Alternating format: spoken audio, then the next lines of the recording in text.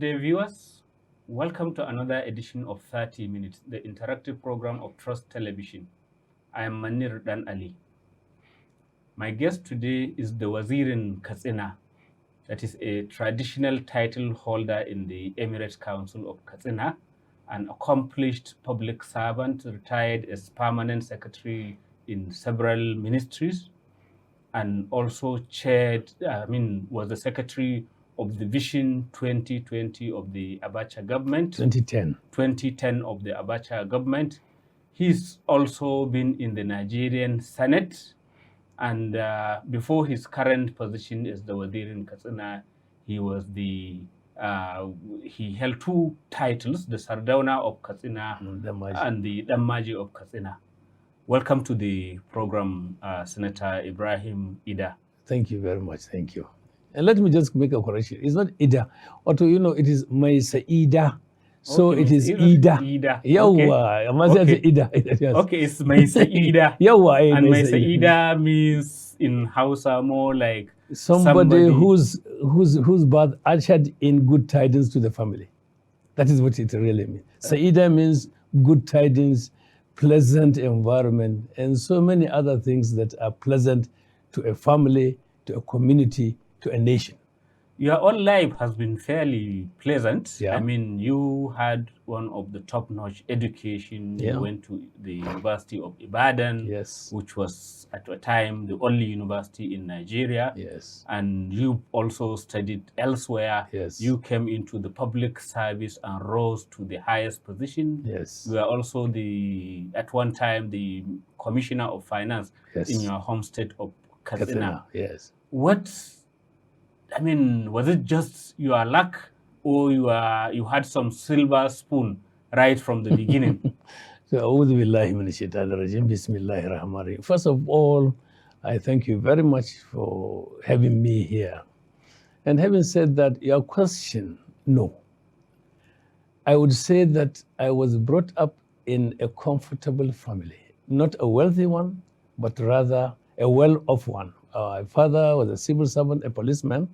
Within the hierarchy, he was a sergeant of the police at the time, equivalent to a DPO now. So really, yes. But I believe that by the grace of God, what I have achieved in life is a result of a combination of many factors. First of all, I came from a very work-conscious father, a very determined mother, and a very challenging family environment. Now, that made me to know that the only solution to achievement is hard work, integrity, and transparency.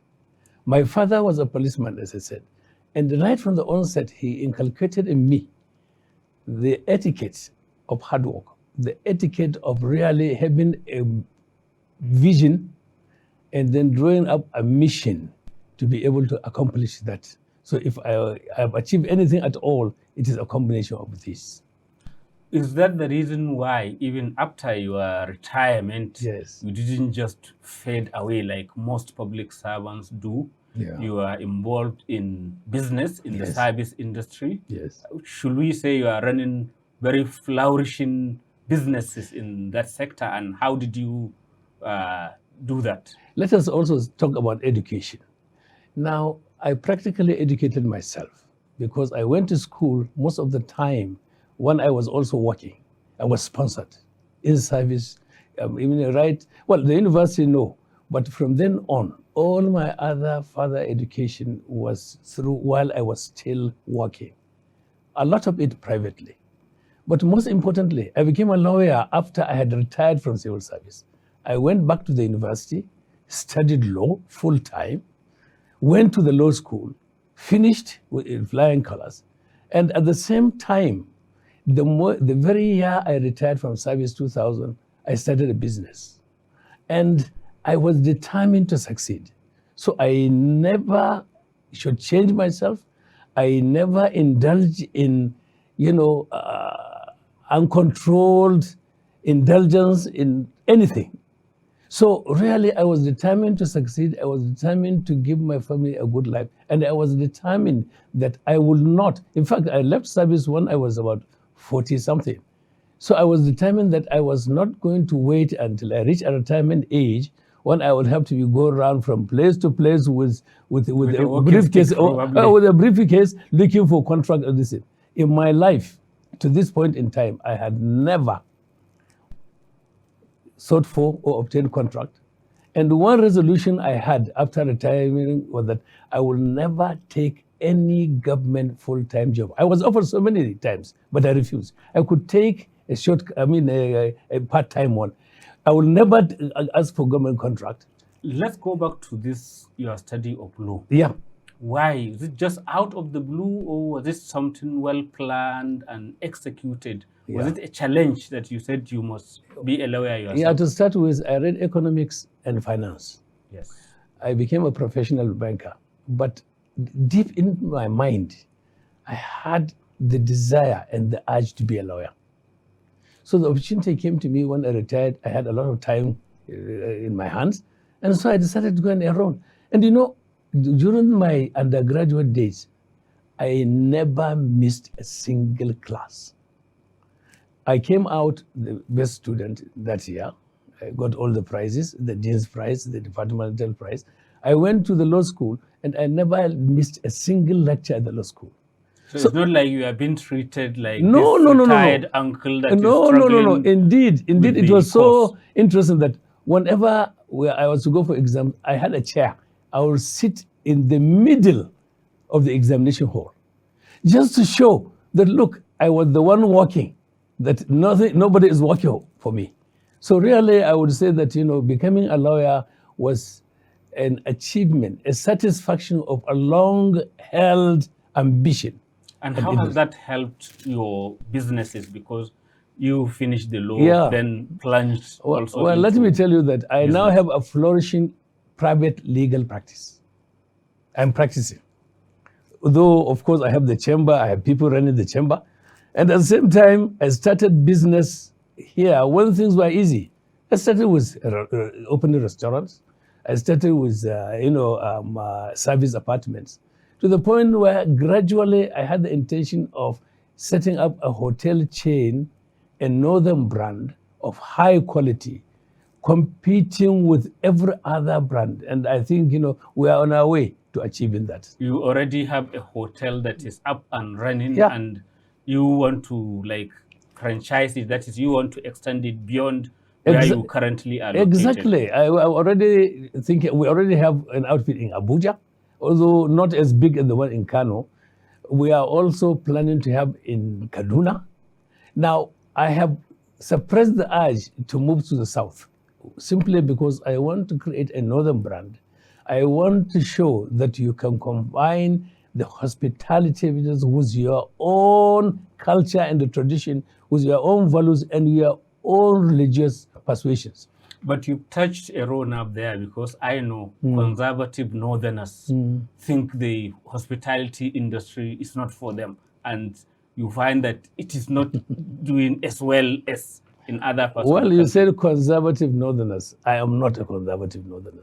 I'm Even a though you liberal. are attired in this way. Well, you I mean, see- you look like the meaning of conservatism. Well, you the see, wazir in Katsina, no. fully attired. You see, it is not the outward what you see. It's not the gap that No, is no, no, no, making no, the no. monk. But rather, exactly, it is what is inside. You see, if you have a clearly defined roadmap that you follow, whichever role you adopt, in fact, that role complements what you do and what you are. So the fact that I am the Wazir of Katsina by the grace of Allah and the Emir of Katsina and the Emirate Council, I'm also mindful of the fact that I need a very strong economic base to be able to sustain and to discharge a lot of the functions that I'm supposed to perform. Incidentally, I mean, it's not a paying role. So you really, but Actually, you end up spending more. no. Well, you don't say spending, but you end up contributing. Let's be more you contribute more to the system. Look, you're already a public figure. within your locality. That's the highest honor. I mean, as the waziri or the prime minister also say, I mean, that's the highest honor, the highest position in the traditional system that I can ever aspire to be. Now, having reached that, now it behoves on me to ensure that I use what I have, what I can do, where I can reach to ensure that I improve the lot and the betterment of Katsina people in particular and every needy Muslim and Nigerian in general. In your other life, I mean, when you are fully in politics, you've been a senator. Yes. You aspire to even govern the state of Katsina. Yes. And all of that. Yes. Have you given up on that line of your pursuit? Yes, because you cannot be a wazir in Katsina and also be a practicing politician. Well, you may have some wazirs in other places performing the role, but I think those ones, they assume the waziri to rather reinforce the position. But in our own case, one of the first things that the emir himself told me, and this is it, a fact, that look, now that you are the waziri, you just have to really keep away from practical partisan politics, because Katsina people are in the various political persuasions, and they expect those that lead them or those that are traditionally the leaders should be set that they can come to whichever party or whichever political persuasion they ascribe to. So really, yes, I would say that as far as I'm concerned, practical politics, seeking for a political office, no more. I think I have finished that. But that does not mean that I will not help in any way possible. I have people that are in one party or the other. I will help. Of course, it is my duty to assist them. And there are individuals also that I will help. And did that life, did that practice, did that engagement in the political sphere in the past, did it help prepare you for your current role? Or is it more like a continuation in a different way? Look, I became Damaji in 1994. So you could see that I was already within the institution, the traditional institution, before I went into, and I became a politician in 2001. I was brought in by the late president, late President Eradua of blessed memory, was a classmate of mine in the primary school. So really, he brought me in. And by the grace of God, I went in, labored for the party. You see, when I was joining the politics, I made it very clear to him then as a governor that I would not aspire for any political office until I studied the political terrain, got to know the intricacies in it, got to know the problems. And it took me 6 years to really understand what partisan politics was, to understand what the PDP, which was my party then, was. And then by the time I came to show interest in becoming a senator or holding political office, nobody could say that I was just a newcomer into the system, because I had contributed a lot into the sustenance of PDP, both at the state level and also at the national level.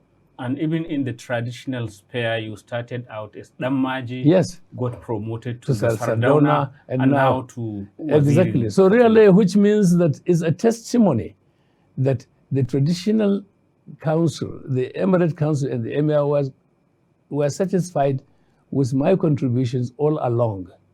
And they felt that I could be able to uphold and cherish the tradition of each of the offices that I was given to. And I should say this, you see, in all these three, it was purely and simply the discretion of His Royal Highness, the Emir of Katsina. First of all, the Emir of, the late Emir, our father, late Emir Alhaji Muhammad Kabir. Now, His Royal Highness Abdul Mumini. Now, it was really observation, long association that made them to believe that definitely I could perform the role. And let it be known that these positions, Damaji, Sardauna, and the Waziri, are positions that really reflect closeness, commitment, appreciation of the functions of the traditional institution and intense and intimate relationship with the head of the institution in Katsina, which is His Royal Highness. So the Emir and the council will not appoint anyone to this unless that people enjoy the full confidence. So really my political life had helped to smooth some of the things that I do and to shape my attitude towards a lot of the things that it takes now to perform the role previously of Sardona and now of Waziri. Of course, and we'll touch that when we come back from a short break. So that's all right. Thank you. Viewers, on this note, we'll go on a short break and resume shortly. Welcome back. If you've just joined us, it is 30 Minutes, the interactive program of Trust Television with me, Manir Dan Ali. So Senator Ida, if I come back and we go back to... I would rather prefer Waziri. Okay, the Waziri. Waziri. Katsina. Yes. Alhaji Ibrahim Ida. Yeah. If we go back to some of what you've held, the post you've held, you are permanent secretary in economic planning. You are also permanent secretary in the Federal Ministry of Defense. Yes. And then in some other posts as well. Yes. And before that, you are also in the banking. Yeah. But let's concentrate on the public service. Okay. In your days, it seems different. Yeah. That you could advise the powers that be on the best course of action. But there is lamentation currently that the public service seems to be hobbled. It doesn't appear to be asserting itself on important issues. Yeah. Is that your view as well? Yeah. First of all, let me explain this. My service in the banking system was a scheduled service. All they were government institutions. So when I moved to the public sector, civil service, it was a continuation of service. Yes, at the time when many banks were owned by the government. Exactly. And I guess you are even self-administrator in all of those Exactly. Yes. Now, the thing is this. You see, obviously there has been a paradigm shift in the attitude of governance towards public service and the civil service towards governance. During our time, things happen. First of all, you are trained. Whatever position you held, right from the lower to the highest, you are trained. There's not any institution of substance that I had not attended. Defense colleges in the US, in the UK, universities, centers for development. You are well trained for every role. Why? Because you are challenged. Now, as a director, I was director foreign exchange and trade relations of the federal government, virtually the longest serving. And during the period, everything we had really the ability to advise. We are serving under the military.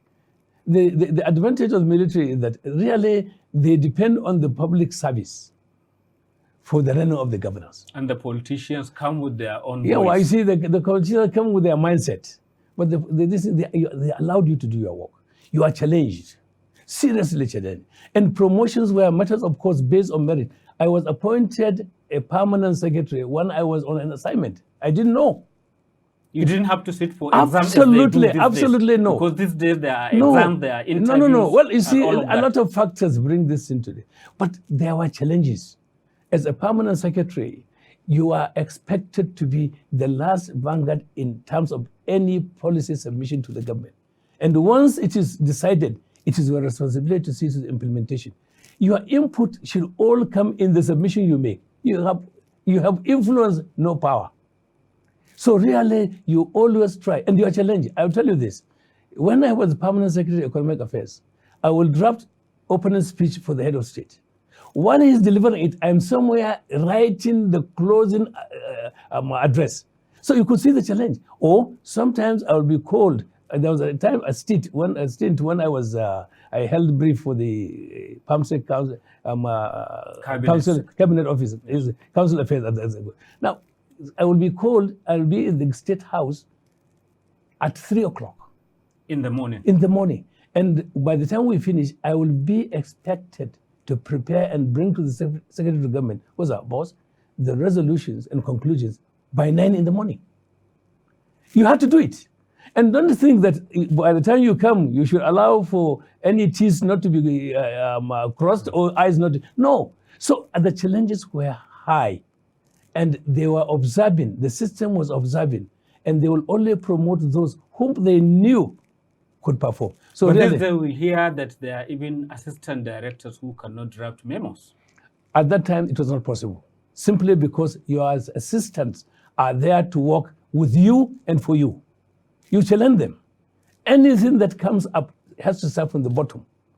If somebody brings something that is wrong, you sit down with him and you show him how to correct it, so that you don't expect, the moment you correct somebody now, you don't expect him to repeat it again. So really, that is it. And two, there is a security of service. We were in government quarters, we were well taken care of. But I tell you this, I was the one responsible for the movement of Ministry of Finance from Abuja here. From Lagos. From Lagos to Abuja. Now, we did it diligently. We acquired all the houses. But it never occurred to us that there could be any personal benefit. In fact, I was happy the other day, the former Minister of Finance, the now Sekimbai Okano, came to my house to extend the invitation. And then he told me that, we're discussing. He said, yeah, you are the one that brought the ministry and settled it here. I'm telling you the challenges. And three, you find that we work together. The pool system was working. Directors, staff move around. So any staff you have has had the experience of going around. And you as a permanent secretary, you knew that it was a political appointment. What people don't know, the director level is the end of career in civil service. Promotion is not promotion, it's appointment. So you're appointed as a permanent secretary, and you knew that unless you are appointed by a new coming head of state, you are going. So really, if a new head of state comes and people go, it's not that they were sacked or anything. No. The new president or head of state then had the discretion of appointing permanent secretaries, just as the president now has. So people are complaining that the president is bringing people from right, left, and center. Well, of course, in the past, it used to be from the civil service. But the president has the absolute discretion of appointing permanent secretary from anywhere. But don't you think that could be the source of the problem, or a contributor to the problem? Because you parachute in people who don't know even the nuances and the rules of the civil service, and then suddenly they are catapulted to the top. There's a difference between eligibility and suitability. Now, everybody is eligible, but not everybody is suitable. So, of course, now, so many things happened, really. Now, first of all, during our time, a minister was already a serving functionary of government. He may come with his few military people, but he had to depend on the system to operate. No, if he needed a special assistant, it had to come from civil service. But now, when ministers come, they come with a retinue of staff, people that have and you find out that in the past, if you are an assistant to the minister, you are not a line staff. So you cannot use even the stationery of the government to write a letter. You can't.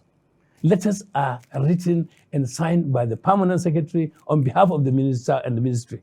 So with all these challenges, what can be done? I mean, because we can see that it appears the public service has lost its way. It is not functioning the way it should. It's not delivering results as it should. It's not cautioning government when government is going wrong or showing the better way of doing things. So what can be done? Yeah, let me first of all say, you see, there's what a house called Angulu de Kanzabo. Our civil service was predicated on the Westminster model, where you had the civil service distinct from the politicians who come. It is there. They had their head of service, who really controls them. Now, when we came to the presidency, in the American system, it was totally different. The president, when he comes with the retinue of all his appointments. Virtually every head of government organization. So is this mix between the Westminster and the American system? So now, system? Unfortunately for us, we could not fine-tune. We came up with the mindset we originated or we inherited civil service based on the Westminster model, and we came to operate a presidential system where the president is the chief executive, he delegates functions to the ministers, and the ministers come with people who can help them. So really, there's nothing you can do about that. The only thing is to reorient the civil service. First of all, civil servants are advisors. No matter how high level you have no power. You have influence, you have input in policy. That is one. Two, we also have to appreciate that civil service is not a competitor to the political class. That's what is considered now. You find that the civil servants are regarded as nothing. But they are the engine. If the engine is not working properly, the whole vehicle cannot go. That is precisely what is happening. They have to be trained. They have to be motivated. During our time, we had houses, we had vehicles, we had allowances. Yes, but even now, the public service is soaking up so much of Nigeria's resources and delivering very little. But if you spread it per capital, it is very thin. It may appear, yeah, the number is high, and the cost of living is high. But really, the average salary of civil servant does not take him across into the month. It did in the past. We could live and even save. Not anymore. So now there has to be, look, whether we like it or not, we have to trim the service to the level that is needed. And that is why you see even top civil servants like the former accountant generals are found with so many billions. I mean, is the system so poor that it wouldn't even send an alarm when somebody, no matter how highly placed, is tinkering with things? This is the problem of the presidential system. You tend to rather bring people from anywhere and place them in a position of responsibility without knowing the nitty-gritties. If this gentleman has known that you can't steal government's money, any money that is taken from government will reflect somewhere. You can suppress the reflection, but whatever is done is shown somewhere. The only thing is that auditor generals, internal audits are not doing their job, and then you find that there is connivance with the political class and the technocrats or the civil servants. Otherwise, this type of things, look, what is the report? How did it arise? A lot of it, they brought in people from outside to perform a role, and these people were used to manipulate the system. Two, there were things like, before, consultancy was appointed on the basis of need and transparent process. But now they said that, there was a World Bank refunds and that there was a consultant. I mean, these are straightforward issues. So really, people took advantage of situations. The checks were there. But if you are in a position where you can ignore or disregard the check and nobody will show it, or somebody has done it, then the tendency is for you to feel that if A can do it, I can also do it. What is required now is really to support the government's effort. First of all, to empower. The National Assembly is doing a good job. Recently, they came up and indicted the Auditor General, for not doing. These are the institutions that are supposed to set up the alarm. Look, auditors do not come to find fault. What they do is they compare what has been done to how it should be done. How it ought to be done. And if there are variations, they raise it up. But now, you can see that we have had an acting Attorney General for a very long time. So really, what are we talking about? Waziri Kazana, thank you very much. I know we can go on and on a topic that is very close to your heart. Oh, it is, especially the economy. Especially the economy. Yes. Well, we will have some other time. Viewers, that is the end of this edition of 30 Minutes. Keep a date with us.